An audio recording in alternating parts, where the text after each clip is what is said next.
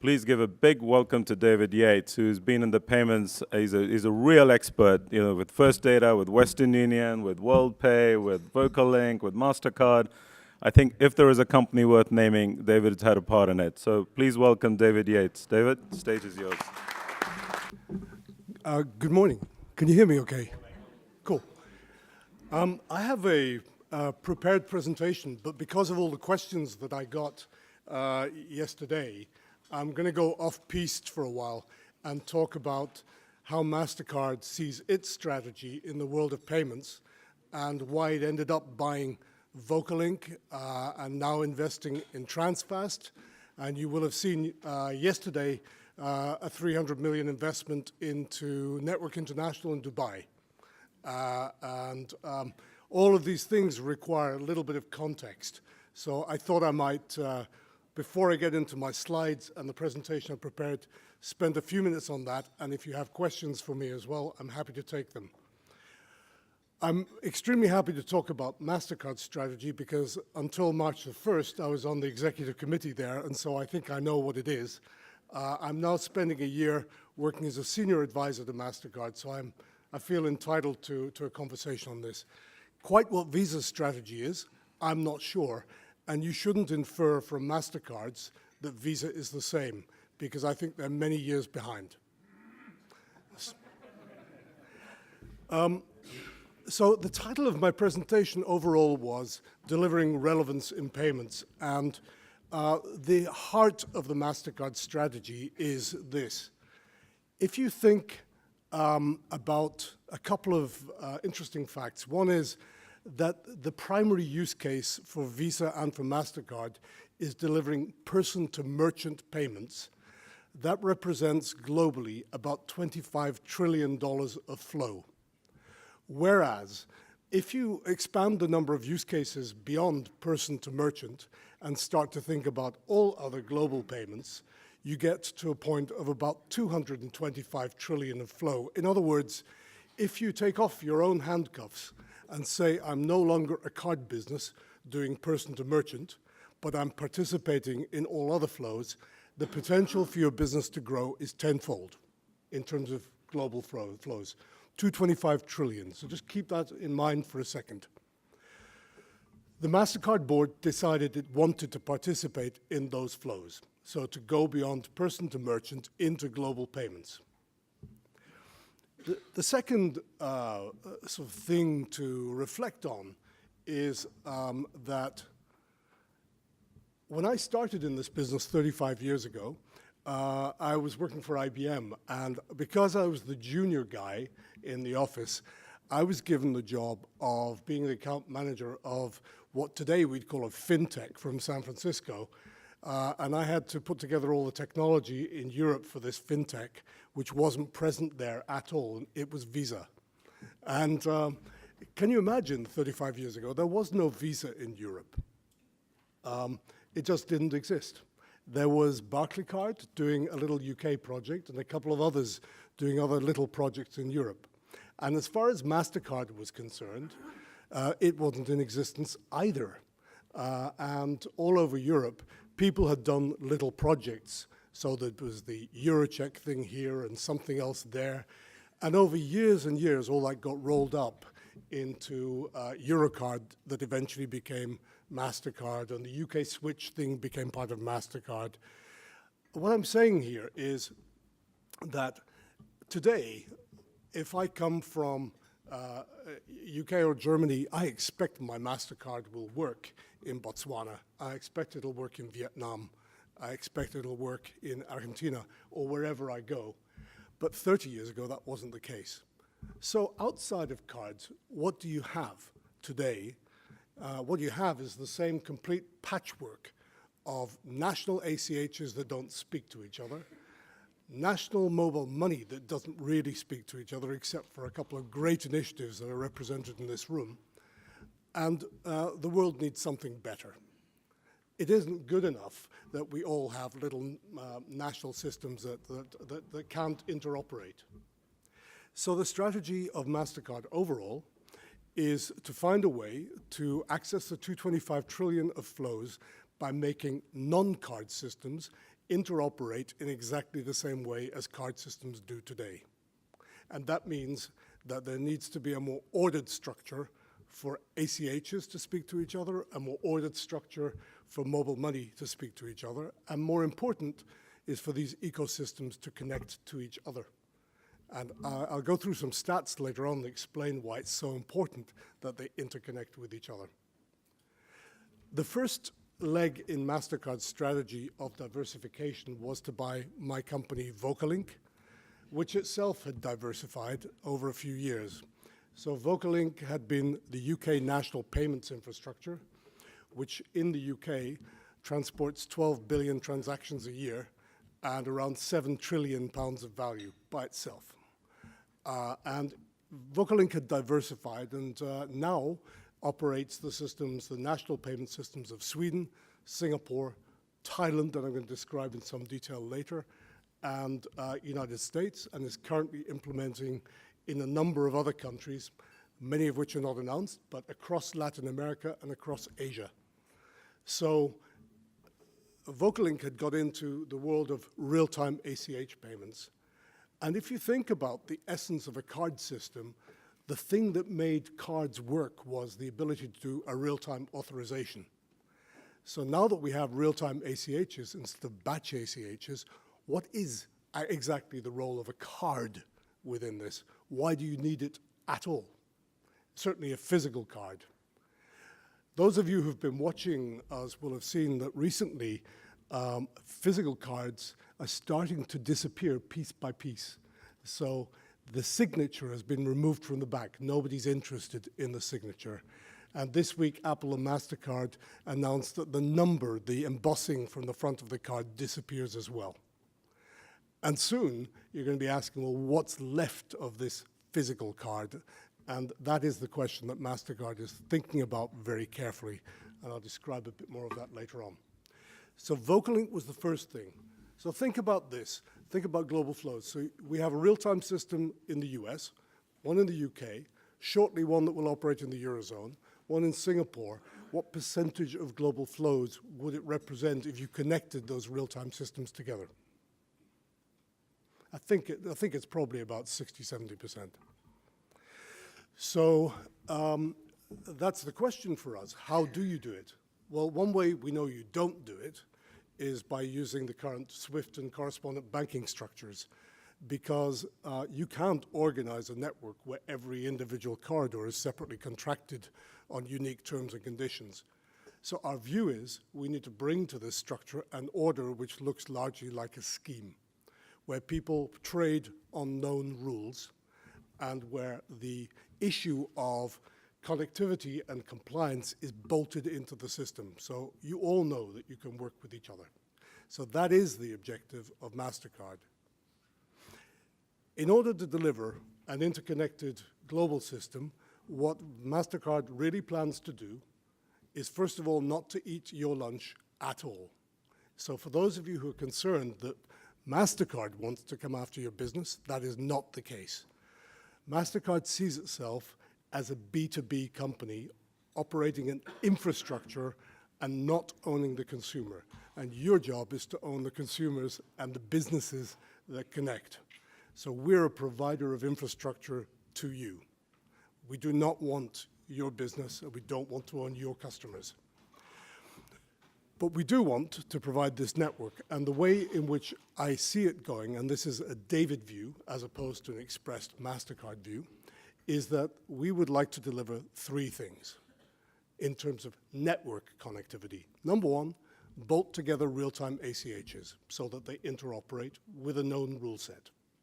Number two, you'll be aware of a product called MasterCard Send, which used to report to me. It's otherwise known as Transaction 28, which is where you can use the card network to push payments instead of pulling them. And through that network, I can reach any one of 27,000 banks and deliver a real-time push payment to them. It requires the use of the card infrastructure, but it does not require the use of a physical card. And so what we envisage is, or what David envisages is, to be more accurate, is that one would build a directory to connect IBANs to virtual card numbers and thereby permit a push payment to any part of the network, even if it's not got a single physical MasterCard or virtual card attached to that account. So you've got an ACH connectivity, a card connectivity, and then the third piece is that will not give you ubiquity, so you need to have a more traditional structure of reaching the other countries and other banks that can't be reached with the first two, and that's where Transfast comes in as a way of delivering corridors and connectivity to the customers. So don't imagine that MasterCard bought this because it wanted the consumer-facing businesses particularly. It bought it primarily, but not only, because of the connectivity and contractual structures that this represents, and because it was already a B2B business. We know it needs strengthening in the area of compliance. We know it needs some extra pieces, but it's a good starting point to the provision of that network. ACH, card, and direct connectivity. Does that make sense so far? So that was the purpose of that acquisition. The purpose of the investment in Network International is to give MasterCard a better footprint within the Middle East Africa region, one that's more local and more relevant, and that could act as a foundation stone, as a concentration point of delivering a regional processing service. You may be aware that we have set up a regional processing service for Latin America. We're doing one for Asia, and you should confidently expect we do one very soon for Europe. And then the big question is, well, what on earth are we doing for Africa? And I'd like to talk a little bit about this in my formal presentation. But let me just pause there for a second. Mohit, did I answer your question? I'm going to ask you a few more, but we'll wait till the end. You sure? As far as Visa is concerned, by the way, and Earthport, you will have seen that Visa made a speculative bid for Earthport, and we decided to make that more expensive for them by counterbidding, and which made Mohit and the other investors in Earthport very happy. Exactly. It was a game that one was unlikely to win. They made the announcement they wanted to do it, and there are other assets in the marketplace. It'll be interesting to see what they choose to do with that asset. MasterCard does not have an ACH strategy. MasterCard does have a push payments, Visa does not have an ACH strategy. They do have a push payment across card network strategy. They don't have the declared strategy that MasterCard has of operating in the 225 trillion of flows. So I don't know what they want to do with it. But I can tell you that what MasterCard wants to do is not to come after your business, but to provide infrastructure that supports you. Okay, so let me get into this presentation, which was the more formal bit of driving relevance in payments. Oops, I've already got this wrong. Hang on. I just wanted to talk a little bit about why this region is so very different and following its own path, and why it is when we think about payments that we need to come up with some different answers for Africa. So I put these two together. Western Europe, for which you can also read the US, is quite different. So 15% of the population in Western Europe is under 15 years of age. Here it's 42% in sub-Saharan Africa. In Europe, 95% are in a financial institution, and they use it every day. And the latest figures we have, 2017, say sub-Saharan Africa is now up to 43%, which is a massive increase from 2011. 100 million people have become banked, but they are not daily bankers in the way that the Europeans are. Europe has a negligible number of mobile money users. That's not to say people aren't using mobile to access their bank accounts, but mobile in its own way, in M-Pesa style, just doesn't exist. Whereas here, it's huge. It's half of the world's mobile money users, and a big chunk of the rest are in Asia. So 398 million in this region alone. Just a huge number, massive difference. Smartphone adoption here is very close now to where it was in Europe in 2018. So 66% versus 70%. Europe has very organized retail with huge chains. Here it's fragmented. And so really what I'm saying is that none of the solutions that we specifically developed for Europe, in my mind, particularly traditional card issuer merchant acquiring propositions, are truly relevant for this market.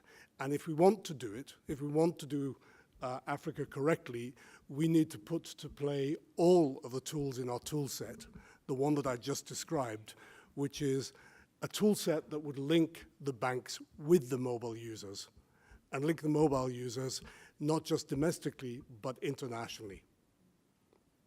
In Europe, we started to do a program which is like a roll-up of bank mobile. So whilst these are not M-Pesa-style wallets, they're bank applications. We have one in the UK called Pay by Bank app.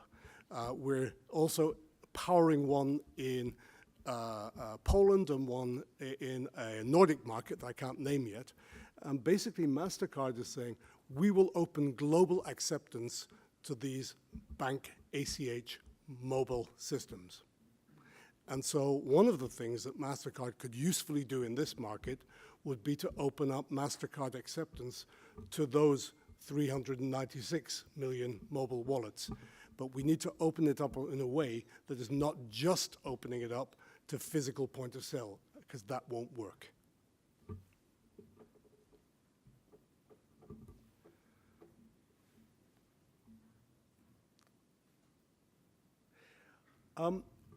You'll know that, that this is MasterCard's logo of the past, but we just changed it. And you may not know, or may not have noticed that we just changed it, but I want to make a few comments on this. So it has become that. So why did we make the change from the left to the right and drop the word MasterCard? Well, it's because of that toxic word card that sits in the middle of it, or at the end of it, and we just decided it would be better to put the two symbols together because everybody recognizes them globally anyway, and drop the word card. So along with dropping the signature and dropping the physical embossing and dropping the name MasterCard, we've also done something else which you may not have heard of, which is that we've introduced a sonic brand. In other words, a tune that represents a MasterCard transaction. And that's because you may no longer pull out your physical MasterCard to make a payment, and you may not look at the brand on the card. You may simply make a digital transaction powered by MasterCard, but we want you to be able to hear us, even if you can't see us. So I just thought that as a piece of the company's philosophy, this speaks significant volumes to what we want to do. We're no longer just a card company, we're a global payments company that wants to do ACH, mobile money, card, and anything digital. So these are the topics I thought might be interesting for today. I want to talk about financial inclusion, which is supported by innovation, which I think is relevant here. A bit about payment system integrity and trust, ubiquity and interoperability, and cross-border, which are all topics that came up yesterday. And so I wanted to give you a little perspective on what we're actually doing in those spaces. First of all, financial inclusion supported by innovation. I'm going to talk to you about Thailand, where in 2015, cash was still very much king. So Thailand is a country of 69 million people. It's quite an older population, so 17% are under 15. 78% of people have a bank account, but honestly, they only use it for receiving salary payments and making savings. As a functional bank account in the way in Europe, it simply wasn't happening that way in Thailand. So 95% of all payments are still made in cash in 2015. Now, they did have 60% smartphone penetration in 2015, which is lower than today's smartphone penetration here in sub-Saharan Africa. But there was a very big problem, which is in Thailand, 70% of people receive some form of government payout, and a lot of it was being stolen on the way. So whether it was pensions, student subsidies, farm subsidies, family support, et cetera, 70% of the population, and half of it being stolen. So the government put a challenge out there in 2015, which my team responded to, which was they wanted to reduce reliance on cash, they wanted to improve the efficiency of government payments, and reduce the risk in the payment systems environment. So let me move forward. This is where we came to something called prompt pay. And before I get into the results of prompt pay, I've got a little video for you. It takes 2 minutes, and you're going to have to read the captions because it's all in Thai. So this is a bank advertisement for prompt pay as it is today. So if we could roll the video.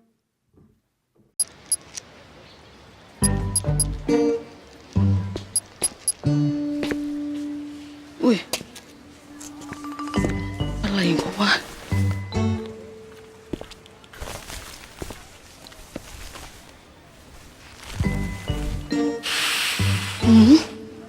เฮ้ย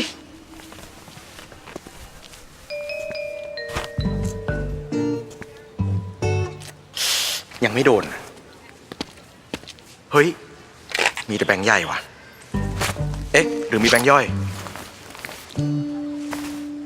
ไม่มีสวยละ จะมีทอนเปล่าวะเนี่ย หรือว่าจะเป็นโจรฮะเฮ้ยเฮ้ยโรคจิตเปล่าวะเนี่ย โคตรเซ็งเลย เอ๊ะ หรือมี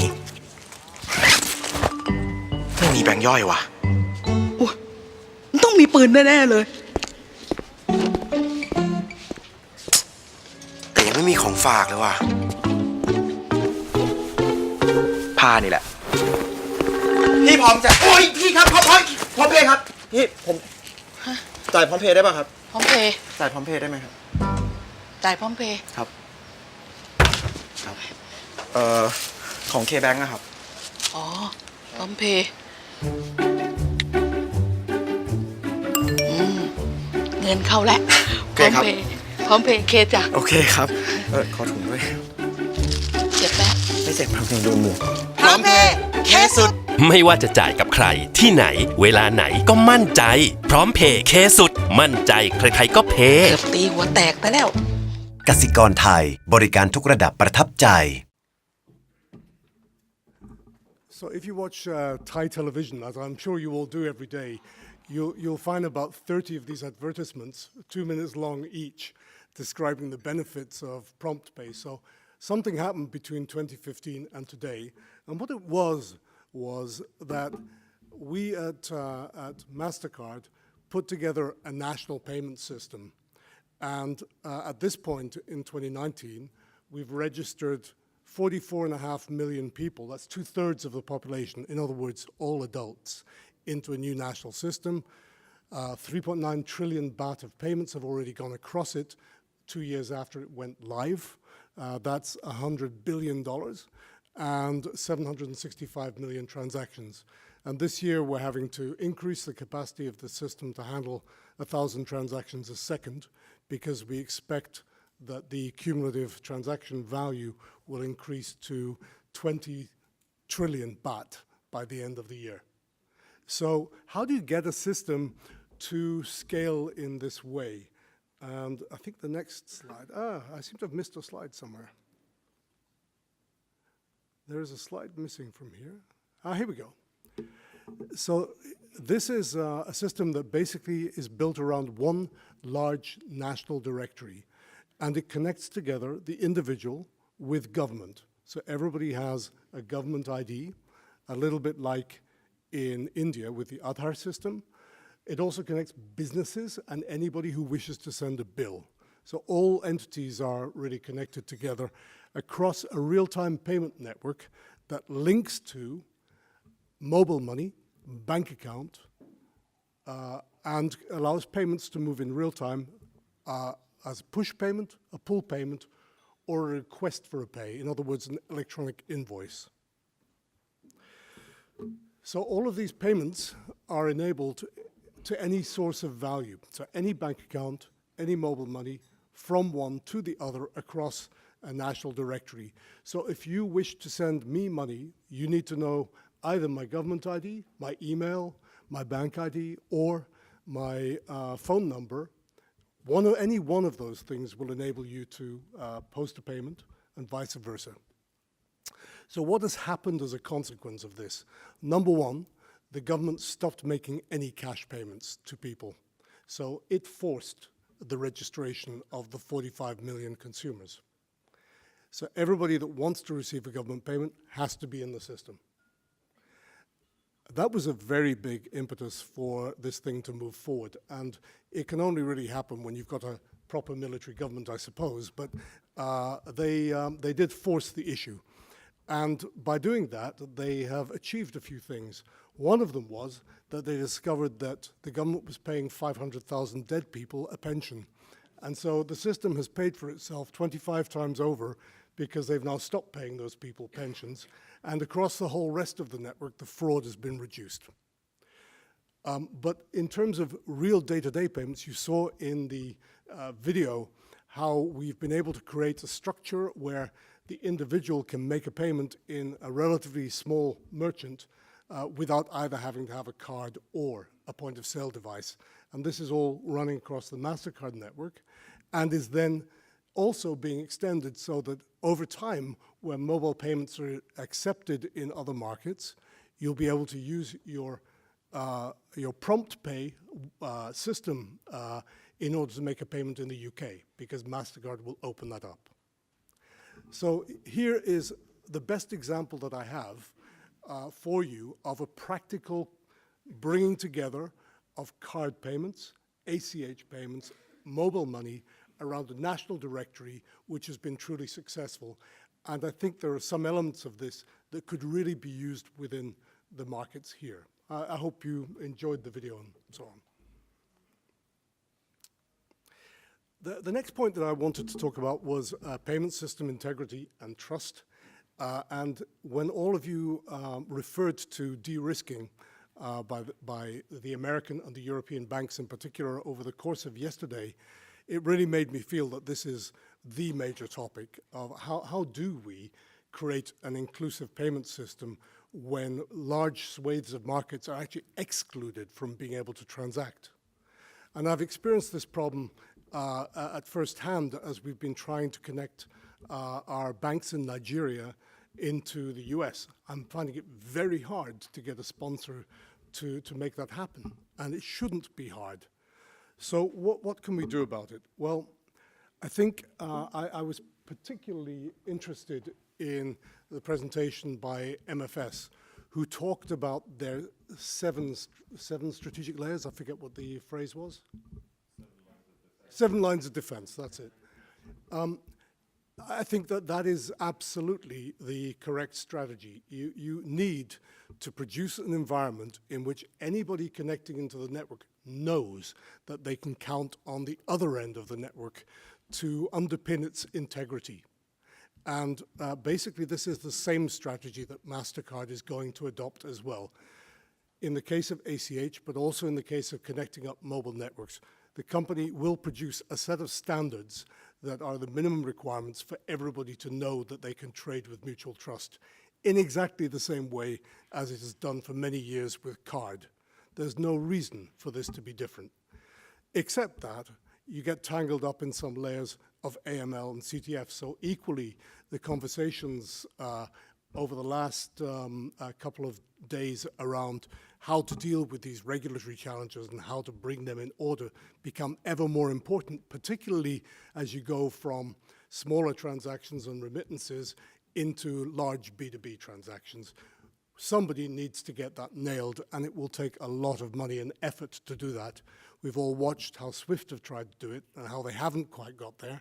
So somebody with deep pockets needs to do this. But the great starting point is, first of all, getting a trading environment where people can trade in trust. Like, no bank asks, am I going to lose money by participating in the Visa network or the MasterCard network? It must be the same with mobile money, and we must be able to interconnect mobile money to bank accounts and cards. Otherwise, this will not work for this region, because if only 10% of the population here actively use a bank account. If we don't interconnect mobile money, well, it's not going anywhere. So this issue of integrity will be MasterCard's central point in bolting all this together. The next one is about ubiquity and interoperability, and I have this little diagram that I've used for a long time, which is to try to explain to organizations why trying to go it alone with an individual wallet is a waste of time. So if you have, I had this debate with Barclays in the UK. This is where this number came from, actually, because they produced a product called Ping It, which covered 14% of consumers and 14% of businesses, which means that when you look at the intersection of who can send and receive, you actually get to 2% of the market, which means it will not work because payments has to be a ubiquitous business. At 50% and 50% of coverage of senders and receivers, you get to 25% of market. So what you really have to do is to get to true ubiquity of senders and receivers. So what can I bring? Well, I can bring from MasterCard, at least on the merchant side, I can bring ubiquity to this, and I can give that acceptance network. And what I can also do, hopefully in the near future, is start to interconnect the currently disconnected ACHs. And I think that in Sub-Saharan Africa in particular, there is an opportunity here to develop one Pan-African ACH in the way that MasterCard is doing currently in Latin America.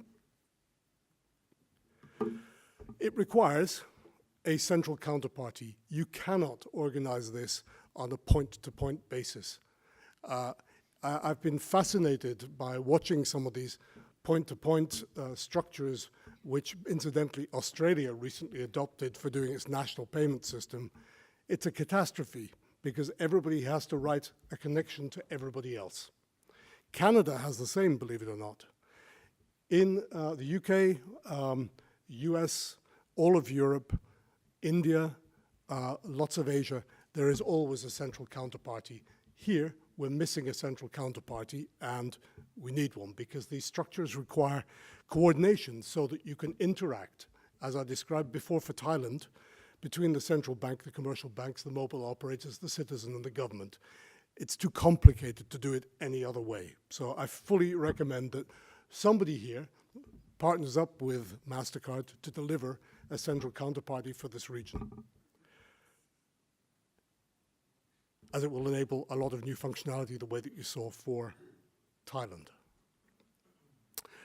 So MasterCard, as I said, has now developed what it calls a shared managed service. The first one is in Latin America, and the first customers on it will be the Central Bank of Peru, which decided to adopt MasterCard's real-time systems for that market. It will also be connecting Dominican Republic and one other large Latin American market shortly. It's a shared infrastructure, which means that it's a world-class structure, but each economy isn't having to pay for it itself. So it's a dedicated instance. They pay as they go. MasterCard puts up the capital, but then they get a standardized implementation. So that's what the company is doing. Today, primarily connecting banks, but tomorrow, exactly like in Thailand, connecting also mobile operators and others. And then finally, cross-border. I was fascinated. I did a little research yesterday on what's happening cross-border in Africa at the moment.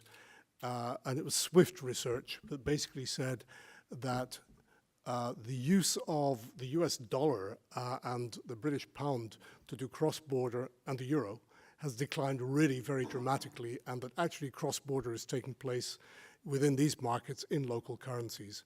But the problem is that the ACHs don't connect up, and so people are connecting one to the other by a means of SWIFT just in local currencies.